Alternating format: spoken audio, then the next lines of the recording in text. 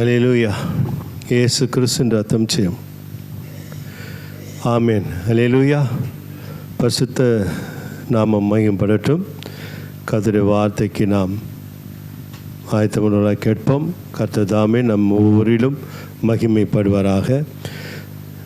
சங்கீதங்கள் புத்தகம் 138 அதிகாரம் கடைசி 8 வசனம். கர்த்தர் எனக்காக யாவையும் செய்து முடிப்பார். கர்த்தாவே, உமது கிருபை என்றும் உள்ளது. உமது கரத்தின் கிரியைகளை நெகிழ விடாதிருப்பீராக. ஆமென். ஹல்லேலூயா. ஆண்டவர் நாமத்துக்கு மகிமை உண்டாகட்டும். அவருக்கே துதி கன மகிமை இயேசு கிறிஸ்து நாமத்தில். ஆமென். கர்த்தர் எனக்காக யாவையும் செய்து முடிப்பார். இது திங்கட்கிழமை இரவு நான் படுக்கும்பொழுது ஏதோ நல்ல ஒரு சம்பவம், ஏதோ ஒரு சமாதானம், இனம் புரியாத ஒரு இடத்துல நான் இருக்கிறது போல அந்த சம்பவத்தை நான் ஒரு தரிசனமாக பார்த்தேன். அது சொப்பனமா தரிசனமானு தெரியல எனக்கு. ஆனால் கடைசியாக ஒன்றில் போய் முடியுது. அது கர்த்தர் எனக்காக யாவையும் செய்து முடிப்பார். ஹல்லேலூயா. அது மாத்திரம் நல்ல வெளிச்சமாக அந்த வசனம் எனக்கு கேட்குது, பார்க்குறேன் வசனத்தை.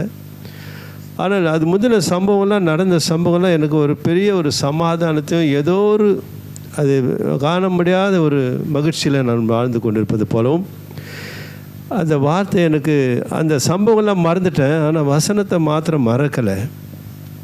கர்த்தர் எனக்காக யாவையும் செய்து முடிப்பார். ஹல்லேலூயா.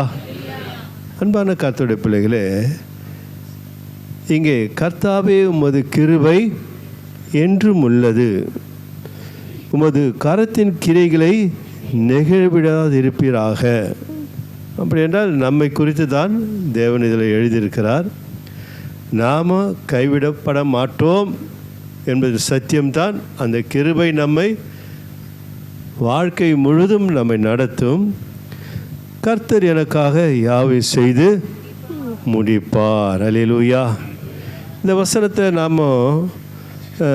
நமக்கு அநேக நேரங்களில் உதவியாக இருக்கிறது, சமாதானத்தை தருகிறது. ஆபத்து விபத்து நாசம் மோசங்களில் எல்லாம் நம்ம பாதுகாக்கிறது கிருபை. அது விசுவாசத்தினால் உண்டான ஒரு பாக்கியம். ஆனால் இந்த வசனத்தை கர்த்தர் எனக்காக யாவையும் செய்து முடிப்பார் என்று நாம் அதையே சொல்லிக்கிட்டு இருக்க முடியுமா? இல்லை. ஹல்லேலூயா. இது யூதர்களுக்காக எழுதப்பட்டது. கர்த்தர் ஸ்தோத்திரம். இப்போ நான் ஒன்று சொல்கிறேன், புரிஞ்சுப்பீங்கன்னு நினைக்கிறேன். ஏசாயா சொல்கிறாரு, அவருடைய தழும்புகளால் குணமாவீர்கள்.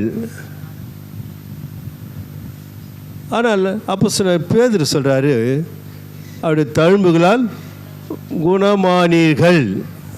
இந்த வாக்கியத்தை புரிந்து கொள்ளுங்கள். ஏசாயா எழுதுகிறார் தீர்க்க தரிசனமாக வருங்காலத்தில் நடக்க போகிற சம்பவங்களை குறித்து. அவருடைய தழும்புகளால் நீங்கள் ரட்சிக்கப்படுவீர்கள். ஆனால் பேதுரு சொல்லுகிறார், அவருடைய தழும்புகளால் நீங்கள் ரட்சிக்கப்பட்டீர்கள், குணமானீர்கள். நல்லா புரிஞ்சுக்கணும். ஏன்னா கிருபையினாலே விசுவாசத்தை கொண்டு நாம் எல்லாரும் ரட்சிக்கப்பட்டோம். இது நம்மால் உண்டான முயற்சி இல்லை, இது நம்மால் உண்டானதல்ல. தேவன் நம்மேல் வைத்த ஈவு, இரக்கம். ஹல்லேலூயா. ஏனென்றால் எபிரேயர் புத்தகம் 7 அதிகாரம் 26 வசனம் 27 வசனத்தை நாம் வாசிக்கும் பொழுது, பரிசுத்தரும் குற்றமற்றவரும் மாசில்லாதவரும் பாவிகளுக்கு விலகினவரும் வானங்களில் உயர்ந்தவருமாய் இருக்கிற இவ்விதமான பிரதான ஆசாரியரே நமக்கு ஏற்றவராய் இருக்கிறார். அவர் பிரதான ஆசாரியர்களைப் போல முன்பு சொந்த பாவங்களுக்காகவும் பின்பு ஜனங்களுடைய பாவங்களுக்காகவும் நாடோறும் பலியிட வேண்டுவதில்லை. ஏனெனில் தம்மை தாமே பலியிட்டதினாலே இதை ஒரே தரம் செய்து முடித்தார். அல்லேலூயா. அப்போ தேவன் நமக்கு செய்து முடித்து விட்டார். முடிப்பார் என்பது எதிர்காலத்தை குறிக்கிறது. முடித்தார் என்றால் நடந்த சம்பவங்களை குறிக்கிறது. அப்போ ஆண்டவராகிய இயேசு கிறிஸ்து நமக்கு அந்த கிருபையை சத்தியத்தை சிலுவையில் வெளிப்படுத்தப்பட்டதுன்னு நாம் பார்க்குறோம். அப்போது அந்த கிருபை சிலுவையில் வெளிப்பட்ட அந்த கிருபையை கொண்டு, இப்போ கிருபை என்றால் நாம் ரட்சிப்பை மாத்திரம்தான் பார்க்குறோம். கிருபை என்றால் ஒரு ஆசீர்வாதம். கிருபைக்குள்ளாக சமாதானம் இருக்கிறது, கிருபைக்குள்ளாக சுகம் இருக்கிறது, கிருபைக்குள்ளாக தேவ அன்பு இருக்கிறது, கிருபைக்குள்ளாக நிறைவு இருக்கிறது, கிருபைக்குள்ளாக ஐஸ்வர்யம் இருக்கிறது, கிருபைக்குள்ளாக மகிழ்ச்சி இருக்கிறது, அன்பு இருக்கிறது, ஆசீர்வாதம் இருக்கிறது. எல்லாமே கிருபைக்குள்ளாக இருக்கிறது. ஆனால் நாம் ரட்சிப்பை விசுவாசத்தினாலே எடுத்துக்கொண்டோம். அல்லேலூயா சொல்லுவோமா? ரோமர் புத்தகத்தில் 10ஆம் அதிகாரம் 9ஆம் வசனம் 10ஆம் வசனம் வாசிக்கும் பொழுது என்னவென்றால் கர்த்தராகிய இயேசுவை நீ உன் வாயினாலே அறிக்கையிட்டு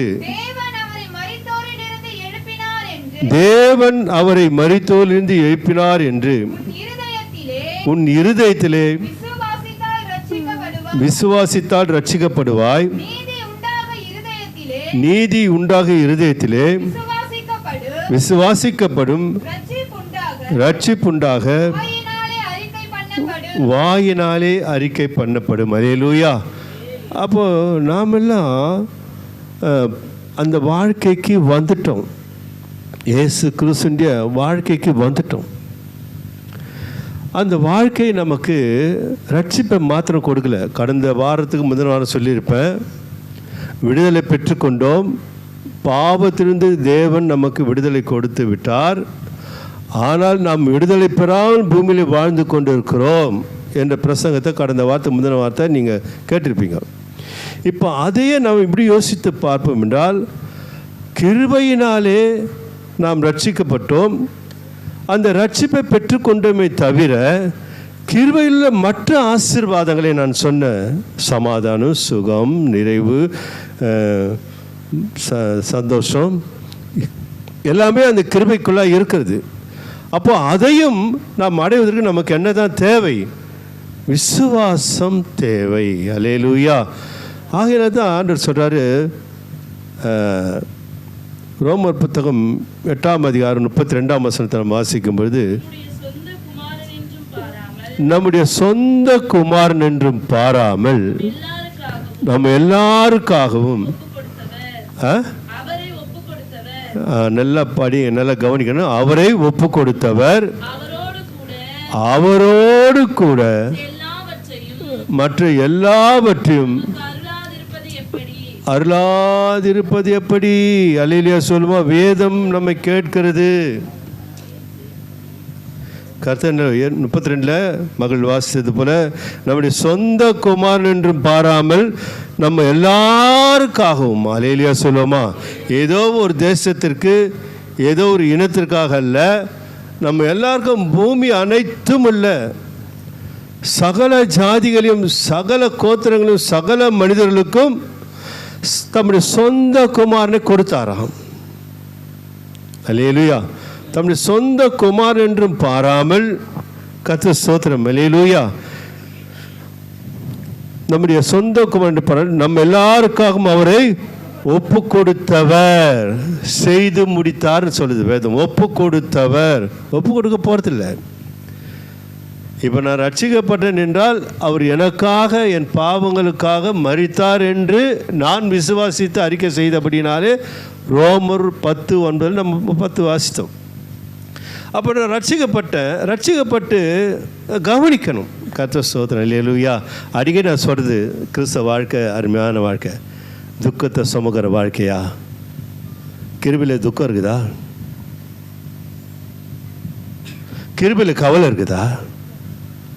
கிருபையில் பலவீனம் இருக்குதா? கிருபையில் தரித்திரம் இருக்குதா? இல்லை. ஆனால் ரட்சிப்பை மாட்டு கிருபையிலேருந்து எடுத்துக்கொண்டோமே, மற்ற அங்கே இருக்குது. சமாதானம் இருக்குது, சந்தோஷம் இருக்குது, சுகம் இருக்குது, அமைதி இருக்குது, அன்பு இருக்குது, நிறைவு இருக்குது, ஐஸ்வர்யம் இருக்குது, ஆசீர்வாதம் இருக்குது. அதெல்லாம் எடுக்கலை. ஏன்? யாருடைய குற்றம்? யாருடைய தவறு? விசுவாசத்தை, நம்முடைய விசுவாச ஊனம், நம்ம விசுவாசத்தில் விசுவாச கண்களிலே கொஞ்சம் மங்கி இருக்கிறது. அதான் பவுல் தான் விசுவாசம் இல்லை மனக்கண்கள் அவர்களுக்கு கொடுக்க வேண்டும் என்று நான் ஜெபிக்கிறேன். ரட்சிக்கப்பட்ட ஆண்டவர்கள் வந்துட்டோம், இன்னும் அப்படிப்பட்ட ஆசீர்வாதம் கிருபைக்குள்ளே இருக்கிறத ஏன் எடுக்கலை? அந்த புதையலை ஏன் எடுக்கலை? தேவன் கிருபைக்குள்ளே எல்லாத்தையும் வைத்திருக்கிறாரு. இன்னும் கவலைப்பட்டுக்கிட்டு, இன்னும் கண்ணீர் விட்டுட்டு, இன்னும் பாரப்பட்டு, இன்னும் வருத்தப்பட்டு இல்லையே.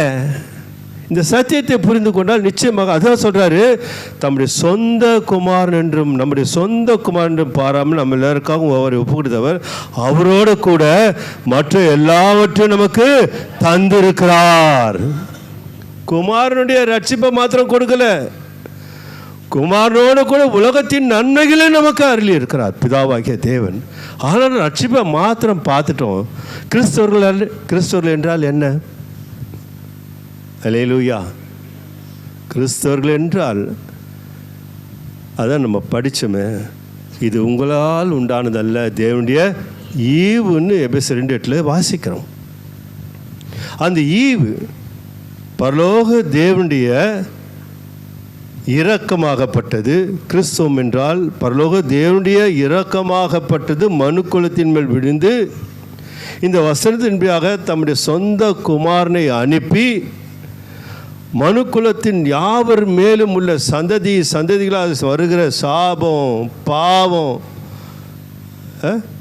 என்னென்னமோ சொல்கிறோம் பாருங்க, அதெல்லாம் அவன் தலை மேலே இருக்கிறது. நமக்கும் இருந்தது பாவம், சாபம் எல்லாமே நம் தலைமையில் இருந்தது. அது நம்மை வாழ விடாமல், வாழ்க்கையிலே நாம் சந்தோஷம் அடையாமல், சமாதானம் அடையாமல், நம் வாழ்க்கையில் நாம் கூனி குறுகி வாழ்ந்த காலங்களை கர்த்தர் தம்முடைய குமாரனாகிய இயேசு கிறிஸ்துவை கொடுத்து பலியாக இப்படிப்பட்ட பாவம் சாபத்தை சுமந்திருந்த தலையில் அதை எடுத்து போட்டுவிட்டு அவர் இரத்தத்தினாலே மீட்கப்பட்ட அந்த ரட்சிப்பின் என்ற நீதியின் கிரீடத்தை நம் தலையின் மேல் வைப்பது தான் கிறிஸ்தவம். அல்லேலூயா சொல்லுவோமா? அல்லேலூயா. கிறிஸ்தவம் என்றால் இயேசு கிறிஸ்துவை கொடுத்து பாவத்தை போக்கி நமக்கு ரட்சிப்பை உண்டு பண்ணுவதுதான் கிறிஸ்தவம். ஆனால் நம்மள கிறிஸ்தவர்களாக இருக்கிறோம்.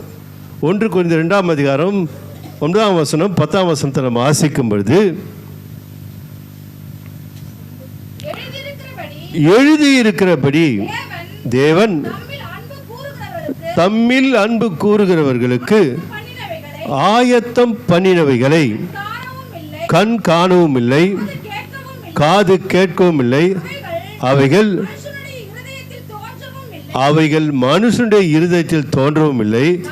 இங்க எழுதுறார் பாருங்க, நமக்கோ தேவன் அவைகளை தமது ஆவியினாலே வெளிப்படுத்தினார்.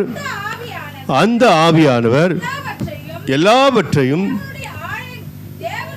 தேவனுடைய ஆழங்களையும் ஆராய்ந்திருக்கிறார். அல்லேலூயா.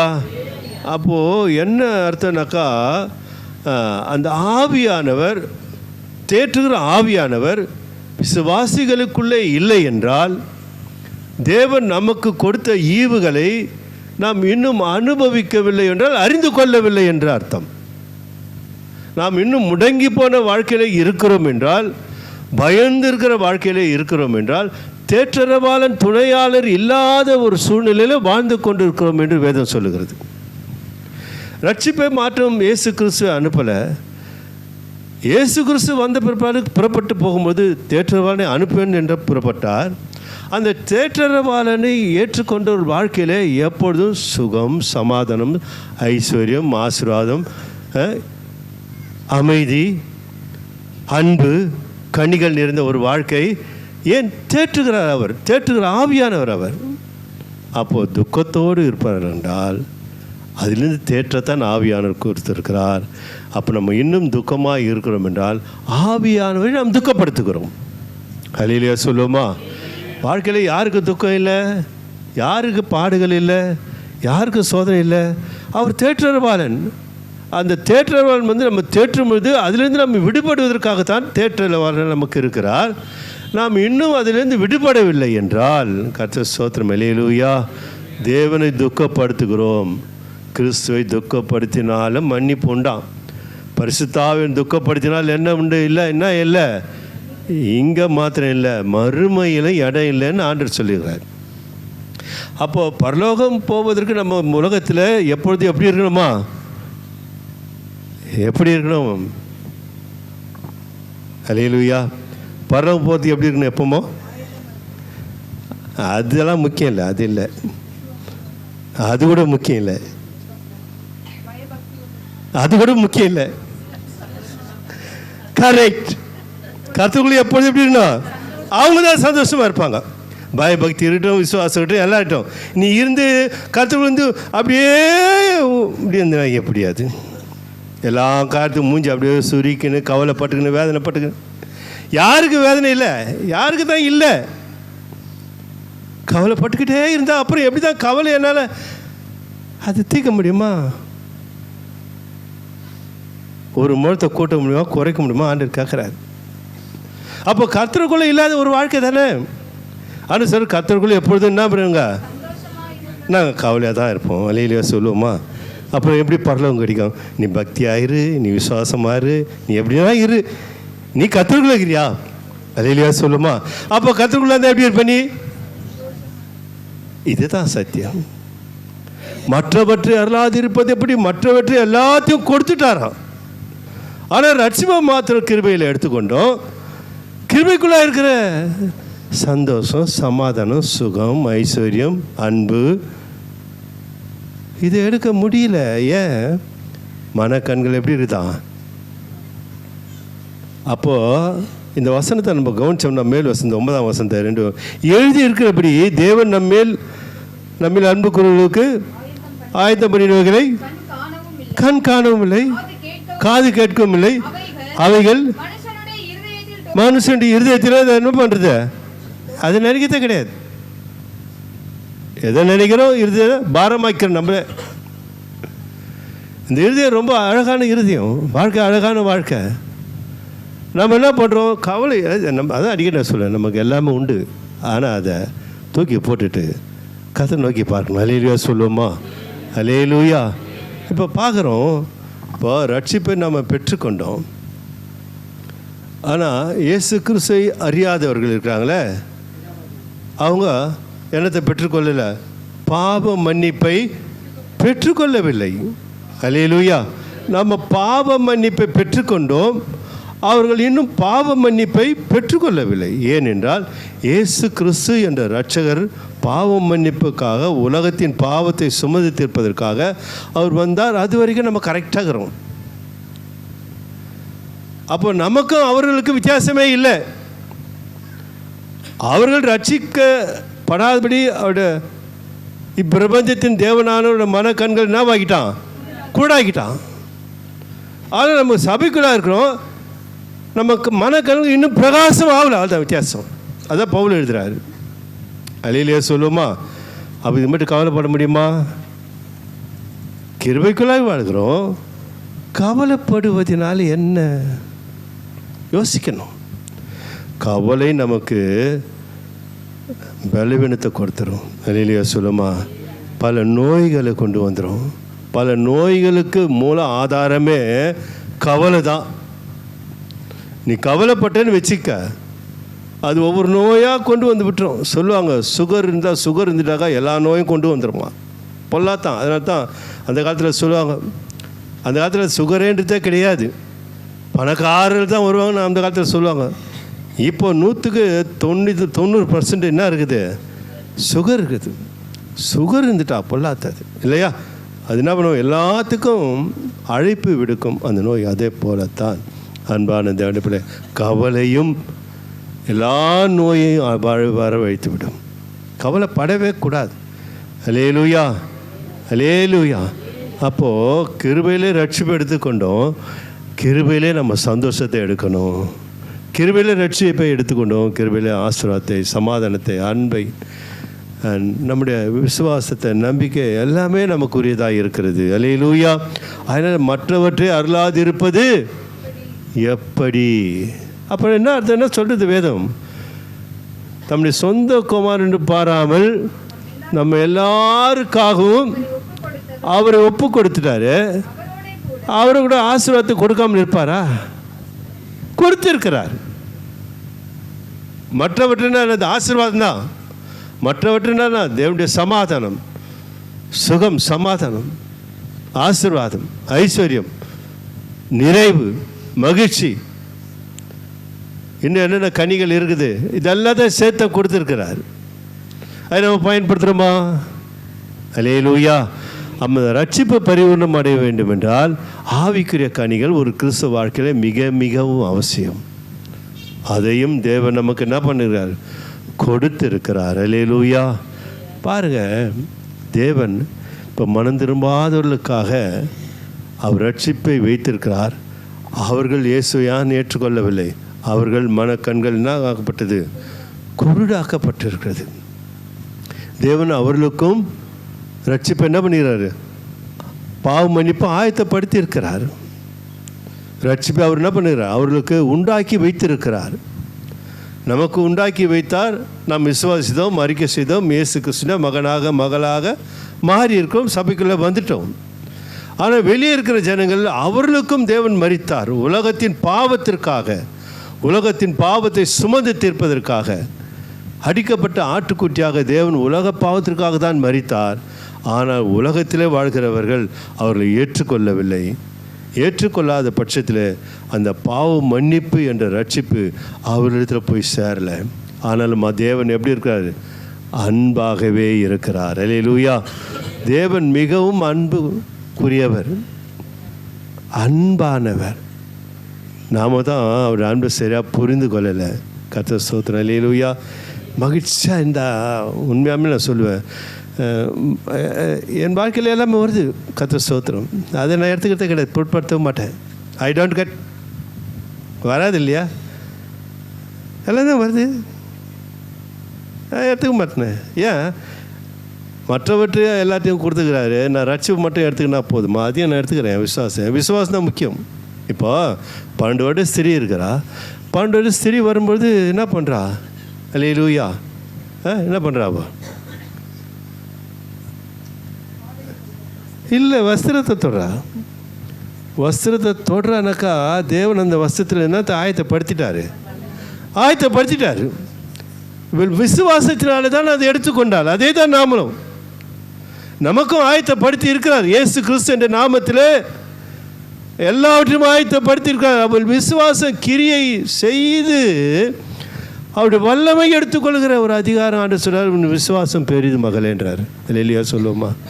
அப்போ தேவன் ஆயத்தப்படுத்துகிறார். அவளுக்கு மாத்திரம் முன்னுதாரணமாக இல்லை, எல்லாத்தையும் ஆயத்தப்படுத்தியிருக்கிறார். நம்ம தான் எடுத்துக்கல, தவறு நம்மளது தான். நாம் தான் அழுகிறோம், கண்ணை கசக்கிறோம், பாரமாக இருக்குதுன்றோம், கவலையாக இருக்குதுன்றோம், சோகமாக இருக்குதுன்றோம், பலவீனமாக இருக்குதுன்றோம். சொல்லாதேன்னு தானே சொல்கிறார் ஆண்டவர். அல்லேலூயா. சொல்லுமா? நான் சொல்லுவேனாக்கா என்ன பண்ண முடியும்? அல்லேலூயா, அல்லேலூயா.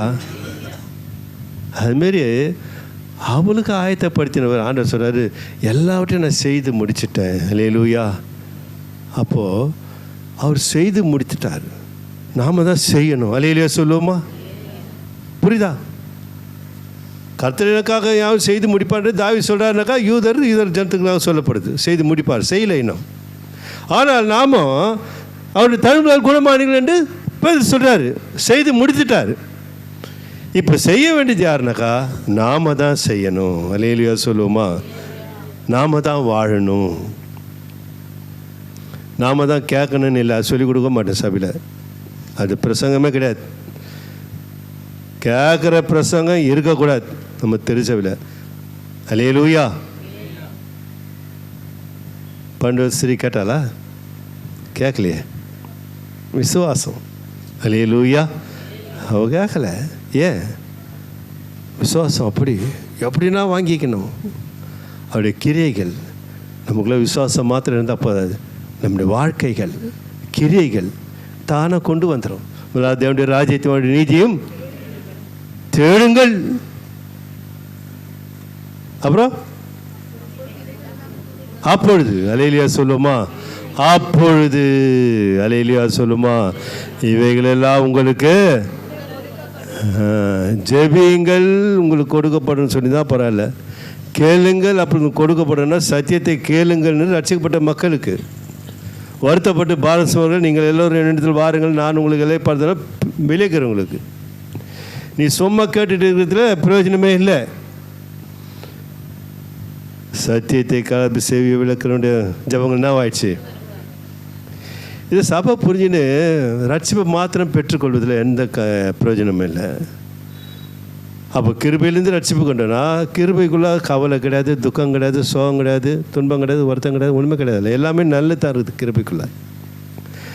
அந்த கிருபையில் ரட்சிப்பை எடுத்தது போல் விசுவாசித்து அந்த கிருபை எனக்கு சமாதானத்தை தருகிறது, அந்த கிருபை எனக்கு சுகத்தை கொடுக்கிறது, அந்த கிருபை எனக்கு நிறைவு தருகிறது, அந்த கிருபை என்னை ஆசீர்வதிக்கிறதுன்னு நினச்சி பாருங்கள். நடக்காது.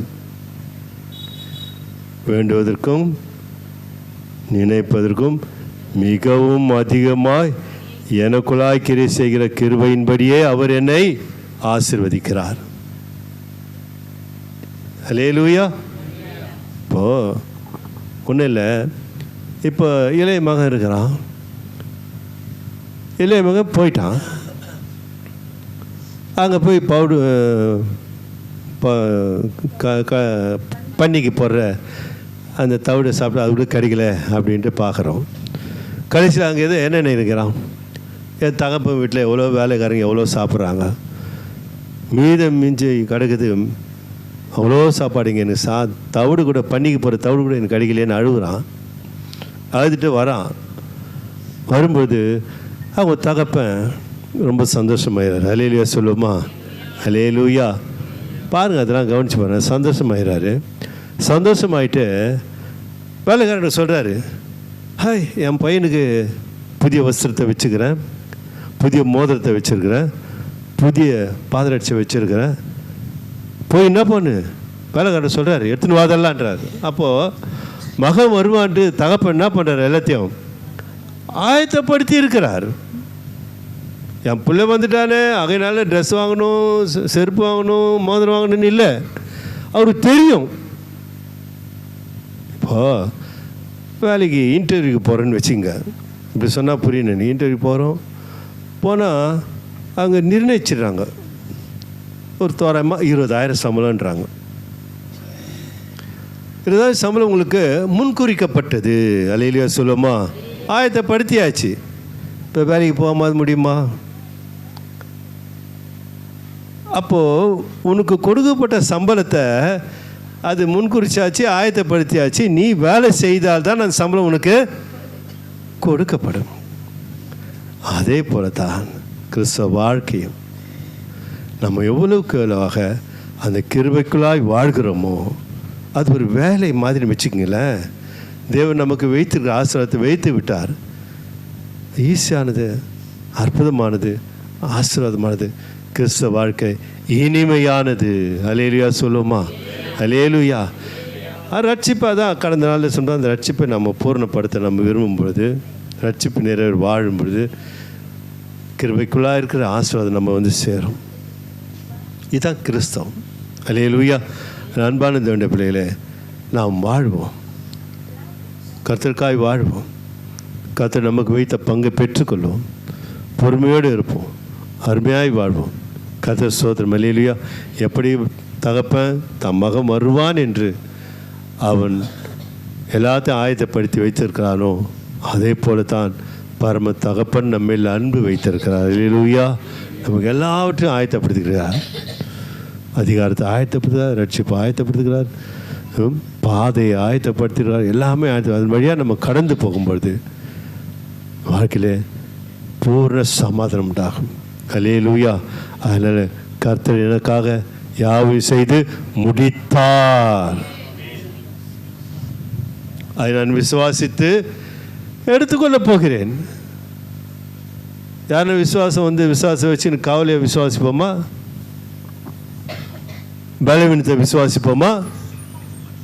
இல்லையே. அப்போ நமக்கு விசுவாசின் பேர் வச்ச விசுவாசிகளாக மாறிட்டோமே. ஏன் தேவையில்லாத்தால நம்பணும், தேவையில்லாத்தால விசுவாசிக்கணும்? தேவையில்லையே. அல்லேலூயா. தேவையானது ஒன்று, மரியாள் தன்னை விட்டு எடுபடாத நல்ல பங்காக இயேசுவை பெற்றுக்கொண்டாள். அதுதான் அவன் கவலைப்படல. ஆனால் மார்த்தாலோ ஆமாம் கவலைப்பட்டாள். இதுதான் டிஃப்ரெண்ட். இதுதான், வேறு ஒன்றுமே இல்லை. வாழ்க்கை என்பது தேவனுடைய சமூகத்தில் அல்லேலூயா விசுவாசத்தோடு கிரியைகள் இருக்க வேண்டும். எப்படி ஒரு சம்பளம் ஆயத்தப்படுத்தி அதற்காக நம்ம முயற்சி எடுக்கிறோமோ, வேலைக்கு போகிறோமோ, அந்த சம்பளம் நமக்கு வருகிறதோ, அதே போல தான் ஆசீர்வாதம் நமக்கு ஆயத்தப்படுத்தி இருக்கிறது. நாமும் நம்முடைய வாழ்க்கையை ஒரு வேலையாக வைத்து அல்லேலூயா. எது வேலை? வாழ்க்கை தான் வேலைன்னு வச்சுக்கல. ஏன் அந்த வேலை செய்ய முடியாதா? கதை சோத்திரம். அல்லேலூயா. உங்களை சபிக்கிறவர்களை ஆசீர்வதிங்கள், அவ்வளோதான். இதுதான் வேலை. இந்த வேலையை செய்யறது ரொம்ப கஷ்டமாக இருக்குமே, இருக்கக்கூடாது. அல்லேலூயா. சொல்லுமா, உங்களை சபிக்கிறவர்களை ஆசீர்வதிங்கன்னு ஒரு வேலை கொடுத்துட்டாரு உங்களுக்கு. என்ன செய்வீங்க நீங்கள்? ஐயோ ஆண்டவரே, அந்த வேலையை என்னால் செய்ய முடியாது ஆண்டவரே, என்னை சபிக்கலாம், சபிப்பேனாக்கா அப்புறமா என்ன இல்லை, கிருபை இல்லை. அப்புறம் எப்படி விசுவாசோடு வாழ்ந்து பக்தியோடு வாழ்ந்து எப்படி அங்கே போக முடியும்? நீ அவர்களை மன்னித்தால் தேவன் உன்னை மன்னிப்பார். அல்லேலூயா. ஆகையினால மனசில் எந்த பாரத்தையும், யார் மேலேயும் கோபமோ, யார் மேலேயும் கசப்போ, யார் மேலே வைராக்கியமோ, இந்த வேலையை நம்ம செய்து பார்ப்போமே. இது ஒரு வேலை இல்லையா? இது ஒரு ஊழியம் தானே, இது ஒரு பணி, இது ஒரு வேலை. இந்த வேலையை செய்து பாருங்கள். அதான் நான் சொன்னேன், ஒரு வேலை செய்கிறோன்னாக்கா அதுக்கு சம்பளம் கிடைக்குது. இந்த வேலையை செய்தாக்கா உனக்கு சம்பளம் தானே உன்னை தேடி வரும், வீட்டை தேடி வரும். அதான் தேவனுடைய ராஜ்யத்தை நீதியும் தேடுங்கள், அப்பொழுது இவ்வளோ உங்களை தேடின்னு வரும்னு ஆண்டவர் வாக்கு கொடுத்துருக்கிறார். ஈஸியானதை விட்டு நம்ம கஷ்டப்படுறதையும் நம்ம நோக்கி பார்த்துக்கணும். அதான் கஷ்டமாயிடுது வாழ்க்கை. யாரையுமே எல்லாரையுமே நம்ம விரோதியை பார்க்குறோம், துரோகியை பார்க்குறோம், காழ்ப்புணர்ச்சியோடு பார்க்குறோம், பெருமை பொறாமையாக பார்க்குறோம், எரிச்சலாக பார்க்குறோம், விரோதியாக பார்க்குறோம். இப்படி பார்த்து நம்ம வேலையை என்ன பண்ணுறோம், நம்ம வேலையை நம்ம இழந்துடுறோம். வேலை இல்லாதவங்க எப்படி சம்பளம் கிடைக்கும்? அல்லேலூயா. அதுதான் வேலை, நமக்கு கொடுக்கப்பட்ட வேலை. அதுதான் ஊழியன்னு சொல்லிட்டு வரேன். அல்லேலூயா. ஊழியனா வேலைனா மினிஸ்ட்ரினா பணி, எல்லாம் ஒன்று தான். எல்லாம் ஒரே கேட்டகரி தான் வருது எல்லாமே. மினிஸ்ட்ரினா வேலை, மினிஸ்ட்ரினா ஊழியம். ஊழியனாக்கா போய் 4 இடத்துல போய் சொல்லி சத்தியத்தை சொல்லிவிட்டு 4 இடத்துல போய், அது சிறந்தது. ஆனால் உனக்குள்ளே ஒரு ஊழியத்தை வைத்திருக்கிறார். அல்லேலூயா.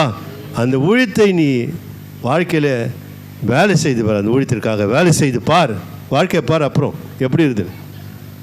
தேவன் மேல் பிரியமாக இருப்பார். அல்லேலூயா. அல்லேலூயா. அன்பான தேவனுடைய பிள்ளையில எல்லாத்தையும் மறந்துடும்.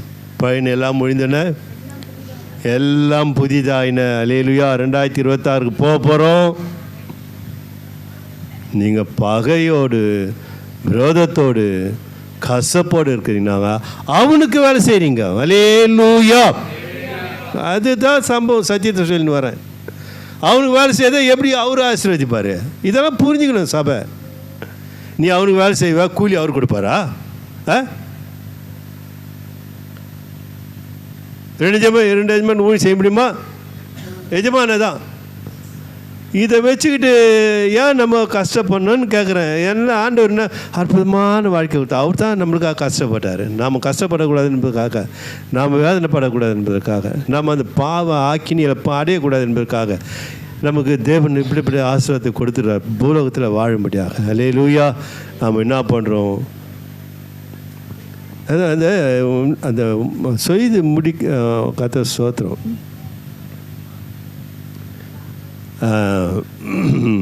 வசனத்தை வாசித்து ஒரு வசனத்தை வாசிக்கிறேன். கர்த்தர் ஸ்தோத்திரம். 1 Corinthians 2 அதிகாரத்தை பார்ப்போமா? முடிச்சிடலாம். கர்த்தர் ஸ்தோத்திரம். அல்லேலூயா. கிருபை 2ஆம் வசனம் 9ஆம் வசனம்.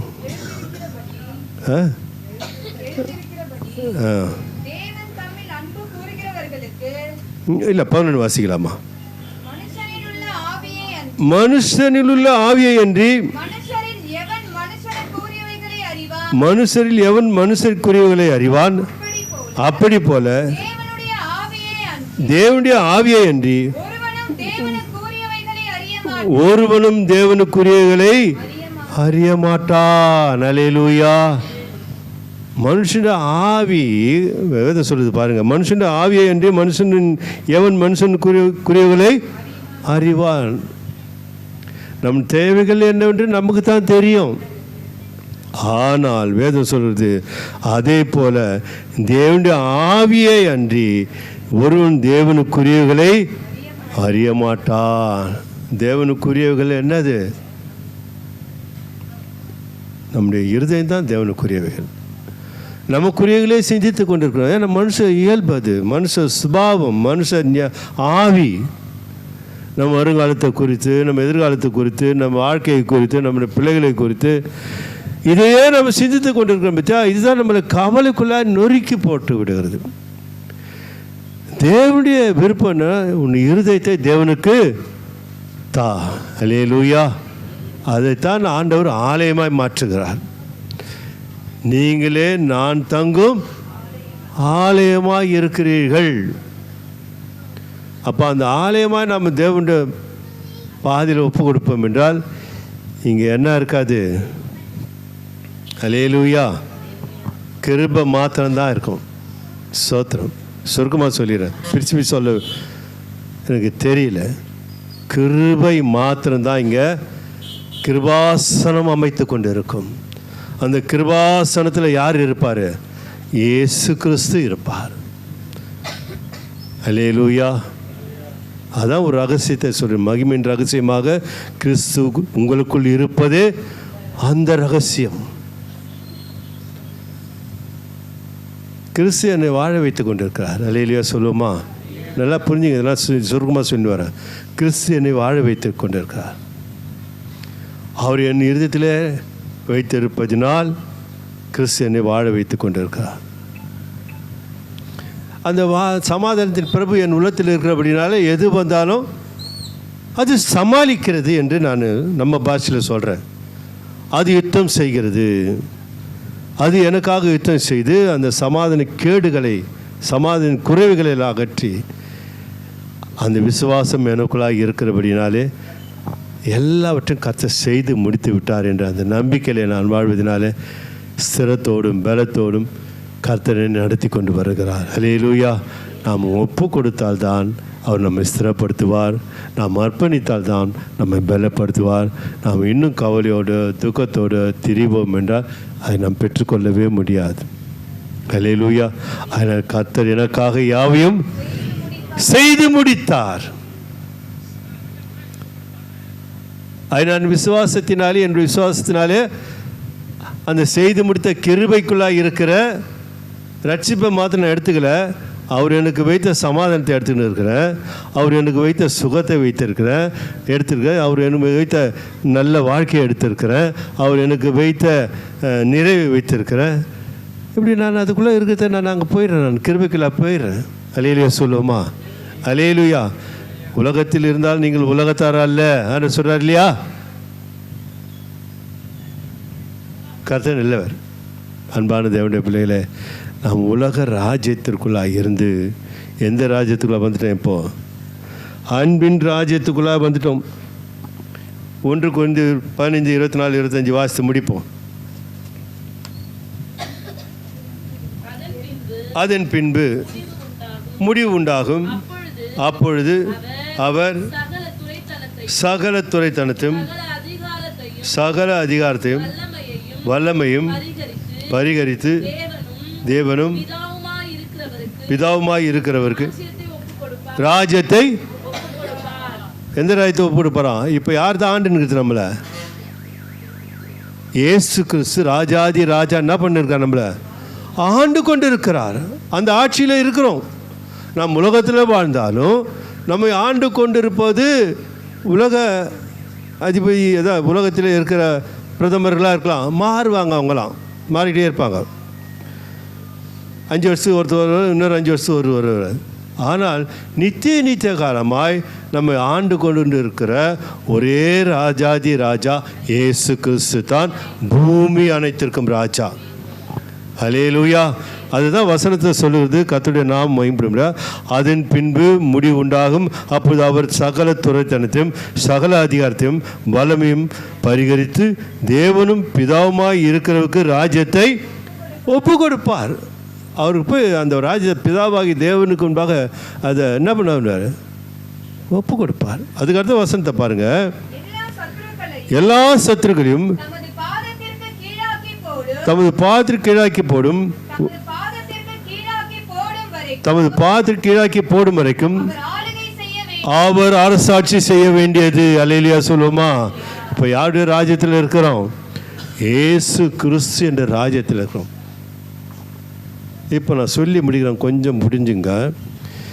இப்போ ராஜா சரியில்லைனாக்கா, சரியாக ஆளுனாக்கா அந்த தேசத்தில் பஞ்சமும் பட்னியும் பசியும் போராட்டமாக இருக்கும். அப்போ நம்ம ஆண்டு கொண்டிருக்கிற ராஜா எப்படிப்பட்டவர்? அதெல்லாம் புரிஞ்சுக்கணும். சபை நம்ம உலகத்தில் இருந்தாலும் அரசன், நீங்கள் உலகத்தில் அல்ல, நீங்கள் என்று ராஜ்யத்தில் வாழ்ந்து கொண்டிருக்கிறீர்கள். அப்போது அந்த ராஜ்யத்தில் வாழ்ந்துருக்கணும், அதை கிறிஸ்துக்குள்ளாய் வாழ்ந்து கொண்டு இருக்கிறோம். அப்போ கிறிஸ்துக்குள்ளாய் இருப்பவர்கள் எப்பொழுது எப்படி இருக்கணுமா? அதுதான் சத்தியம். அவர் ராஜ்யத்துக்குள்ளாய் நம்ம வாழ்ந்து கொண்டிருக்கிறோம். இப்போ பூமியிலே வாழ்ந்தாலும் கிறிஸ்துக்குள்ளாய் வாழ்கிறோம்னா தேவனுடைய ராஜ்யத்தில் நம்ம ஆண்டு கொண்டிருக்கிறோம். ஆண்டவராக இயேசு கிறிஸ்து.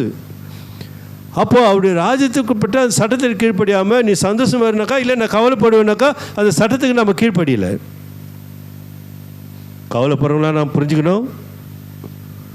கவலை பெருசாக நினைக்கிறவங்களாம் புரிஞ்சுக்கணும்.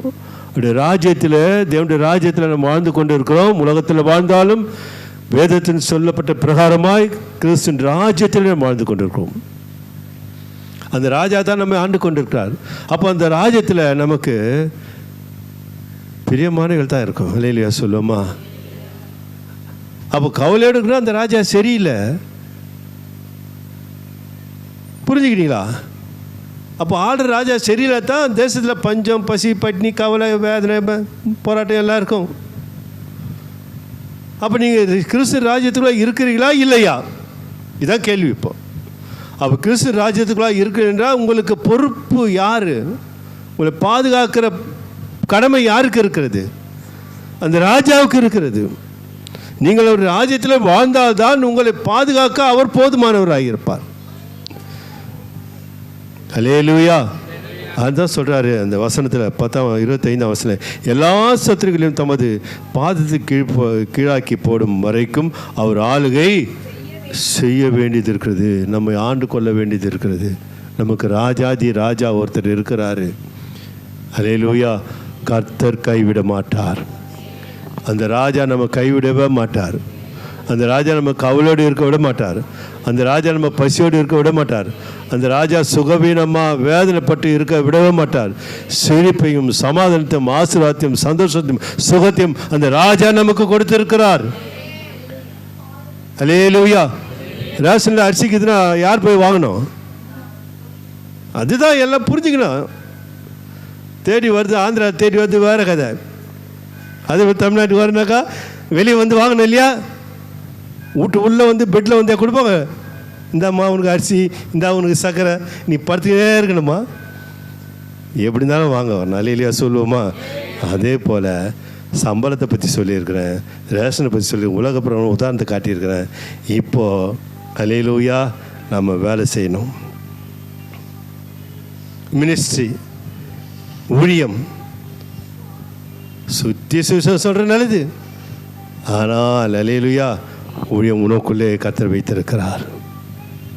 உங்களை சத்துருக்களை சிநேகியுங்கள், உங்களை சபிக்கிறீர்கள் ஆசீர்வதிங்கள். இது ஒரு ஊழியம், இது ஒரு வேலை. இதை நான் செய்தது எனக்கு ஆசீர்வாதம்.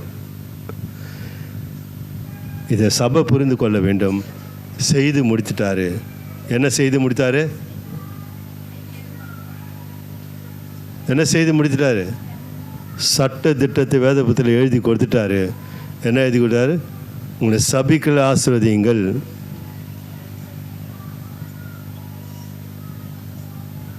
செய்து முடிச்சிட்டாரு அவர். அதை நான் செய்யணும். புரியுதா? உங்களை துன்பப்படுத்துகிறவர்களை என்ன பண்ணுங்க? மற்ற 5:44 இருக்குது. ஜெபம் பண்ணுங்கள். அதை அவர் செய்தார். அதை செய்து முடித்து விட்டார். அல்லேலூயா சொல்லுமா? ஆசீர்வாதம் ஜபத்தில் வராது. இது மற்ற நல்லா நினச்சிங்க பிள்ளைகளே. ஜபத்தில் வரும், உபாசத்தில் வரும், கண்ணீர் விட்டால் வரும். நடக்கவே நடக்காது. நீ எங்கே வேணாலும் சொல்லியிருந்த ஐயா போதிக்கிறார். நெவர். கிடையவே கிடையாது. உன் வாழ்க்கை தான் உன்னை ஆசீர்வாதத்தை கொண்டு வரும், உன் சுகத்தை கொண்டு வரும், சமாதானத்தை கொண்டு வரும், நிறைவை கொண்டு வரும். கர்த்தருக்குள்ளாய் வாழ்கிற வாழ்க்கை தான் உன்னை ஆசீர்வதிக்குமே தவிர நீ கேட்டு கர்த்தர் கொடுக்க மாட்டார். செய்து முடிச்சுட்டார். நீ எடுத்துக்கொன்றார். நீ எடுக்காதுங்கிற உன் தவறு. நான் எல்லாத்தையும் செய்து முடிச்சிட்டேன். நீ எடுத்துக்கோ. விசுவாசத்தினாலே விசுவாசமாக வாழு எனக்குன்றார். அன்பான பிள்ளைகளே, அழகான வாழ்க்கை நம்ம அழகாக வாழ்ந்து சுகமாக நம்ம கொடுத்த நாட்களை தேவனுக்கு உகந்த காணிக்கை ஒப்பு கொடுத்து அல்லேலூயா சொல்லுமா? எதுக்கு அழுவணும், எதுக்கு கண்ணீர்ணும், அதைத்தான் சபைக்கு சொல்லி கொடுத்துன்னு வரேன். ஏன் தோற்றுப்போன வாழ்க்கை? சந்தோஷத்துக்காக அழுங்க. ஒரு நல்லது நடந்தால் கர்த்தருக்கு நன்றி சொல்ல முடியாது, அழுங்க. அல்லேலூயா. கவலைக்காக அழவே கூடாது. சபையுடைய சத்தியம் இது. உங்களுக்காக அழவே கூடாது, மற்றவர்களுக்காக அழுங்கள். அல்லேலூயா. ஆண்டவர் தாமே உங்கள் ஒவ்வொருவரும் ஆசீர்வதிப்பாராக. அன்பான பிதாவே, நல்ல நாளுக்காய் ஸ்தோத்திரம். வார்த்தை மகிமைப்பட்டு கொண்டு வருவதற்காக ஸ்தோத்திரம். சபையாரை ஸ்திரப்படுத்த சத்தியத்தை வெளிப்படுத்தினதற்காக ஸ்தோத்திரம். எல்லா துதிகன மகிமை உமக்கே செலுத்துகிறோம். இரட்சகராகிய எங்கள் மீட்பர் இயேசு கிறிஸ்து நாமத்தில் பிதாவே, ஆமேன்.